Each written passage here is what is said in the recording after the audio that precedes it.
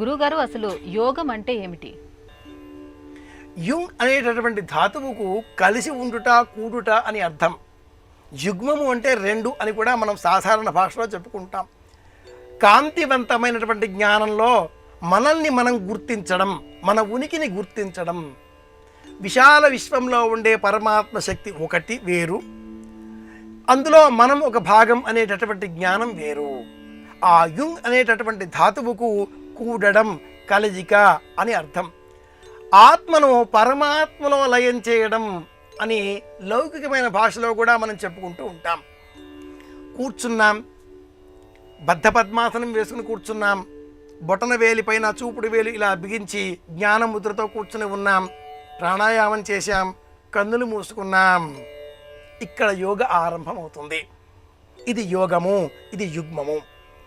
కన్నులు మూసుకోవడంతో కోరుకున్నది చూడగలుగుతాం. కన్నులు తెరిచి ఉంటే కనిపించేదే చూడగలుగుతాం. కన్నులు మూసుకొని ఈ క్షణం మనం కాళహస్తికి వెళ్ళవచ్చు, శ్రీశైలం వెళ్ళవచ్చు, తిరుమలకి వెళ్ళవచ్చు, బయట ఏం జరుగుతుందో ఆలోచించవచ్చు, ప్రపంచంలో ఏం జరుగుతుందో తెలుసుకోవచ్చు, లోన ఏం జరుగుతుందో ఊహించవచ్చు.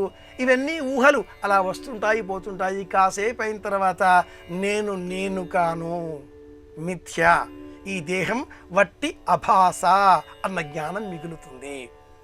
ఆ అభాస అన్న జ్ఞానం కూడా పోవడమే యోగా, అంటే కలిసిపోవడం అని అర్థం.